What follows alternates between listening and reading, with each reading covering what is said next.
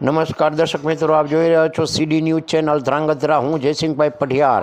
સીડી એટલે corruption destroyer news, હંમેશા સત્યને સાથે. ધ્રાંગધ્રાના ઋતુરાજ ટોકીઝની સામે આવેલા આ નગરપાલિકાના કમ્પાઉન્ડમાં એક પાણીના સંગ્રહ માટેનો મોટો ટાંકો બનાવવામાં આવી રહ્યો છે, જે ગઈકાલે પવન અને વાવાઝોડું થતાં ઉપર જે ગોઠવણ કરેલી હતી તે સળિયાઓ એકદમ ઉપર હતા તે નીચે થઈ ગયા છે અને છાપરાની માફક થઈ ગયું છે. તો શું આ સળિયાઓ સાવ નબળી ક્વોલિટીના નાખ્યા હશે આ ટાંકીમાં, અને આ ટાંકીમાં કોન્ટ્રાક્ટર દ્વારા ભ્રષ્ટાચાર કરવામાં આવ્યો છે તેવી ચર્ચાઓ ધ્રાંગધ્રા શહેરમાં વહેતી થઈ છે. ત્યારે જો આ ટાંકી બની જાય તો પણ લાખો લીટર પાણી આમાં રહેશે ખરું અને નહીં તૂટે તેની ગેરંટી શું? તો આ ટાંકીનું કામ એકદમ કન્ડમ કરવામાં આવ્યું હોય તેવું લાગી રહ્યું છે. અને ગાંધીનગરથી જો આમાં તપાસ કરવામાં આવે તો આના મટીરિયલ બાબતે પણ ઘણા ભ્રષ્ટાચાર કર્યાના સબૂત મળે તેમ છે. અને આ ટાંકી બનાવવામાં જે ભ્રષ્ટાચારીઓનો હાથ હોય અને આ ટાંકીમાં નબળું મટીરિયલ, નબળી સિમેન્ટ વાપરવામાં આવી હોય તેવા પણ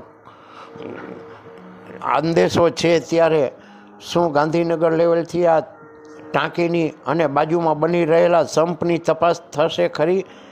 અમે જ્યારે આ ટાંકીની મુલાકાતે ગયા ત્યારે જાણે વરસાદમાં કોઈ છોકરું છત્રી લઈને નીકળવું હોય અને છત્રી કાગડો થઈ જાય તેવી હાલતમાં આ ટાંકી જોવા મળી છે. ત્યારે શું ખરેખર આમાં ધારા ધોરણ અને નિયમો મુજબ માલ મટીરિયલ વાપરવામાં આવ્યું છે? શું આ ટાંકી બનતી હતી ત્યારે એન્જિનિયર પોતે હાજર રહી પોતાની હાજરીમાં જ આ ટાંકી દરરોજ કામ કરાવેલું છે? શું આમાં ખરેખર મજબૂત મટીરિયલ વાપરવામાં આવ્યું છે? તેવા અનેક પ્રશ્નો ઊભા થઈ રહ્યા છે. અને આ પાણીની ટાંકી માટે જે લોખંડ વપરાયું છે તે પણ એકદમ કાટવાળું હોય તેવું દેખાઈ રહ્યું છે. તો શું આ ટાંકી મજબૂત બનશે? શું આ ટાંકી લાખો લીટર પાણી કાયમ માટે વહન કરી શકશે? તે એક પ્રશ્ન છે.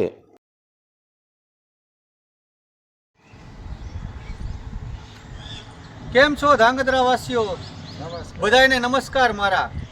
આજરોજ અમારી ધ્રાંગધ્રાની આમ આદમી પાર્ટી શહેરની ટીમ આપણો જે બગીચો છે મયુરબાગ અને ક્ષત્રિય સમાજની વાડી, તેની સામે આ પાણીના સંપ અને પાણીની ESR એ બને છે.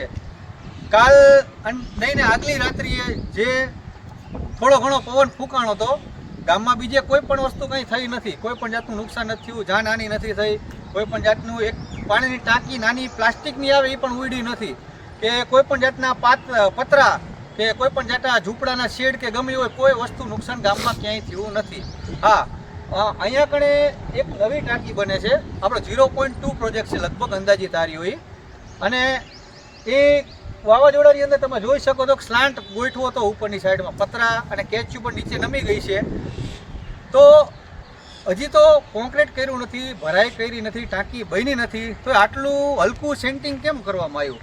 એક સામાન્ય પવનનો ઝીલી એક વારી હોય, ગામમાં બીજે કોઈ જાતનું કંઈ નુકસાન નથી થયું ને આવડું મોટું એંગલું હોય લોખંડની, અને એ કઈ કક્ષાનું શટરિંગ કરેલું હતું ત્યાં પડી ગયું.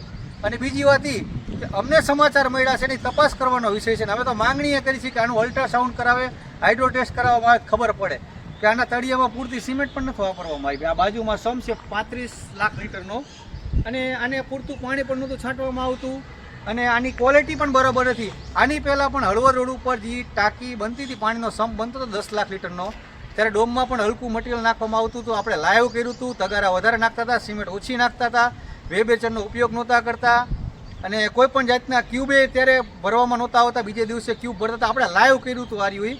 અને એના તે તારીખવાર સહિતના આપણી પાસે વિડીયો અને ફૂટેજ છે. અને બીજી મળતી માહિતી મુજબ કે આની જે પાઇપલાઇન જે અહીંથી થઈને ફન પોઈન્ટ આગળ થઈને જે આપણે જે પોર્ટ છે આપણી એની સામેની સાઈડમાં જે આવી છે તેને પણ પૂરી ઊંડાઈમાં નથી નાખવામાં આવી, ડેપ્થ પૂરી નથી એની.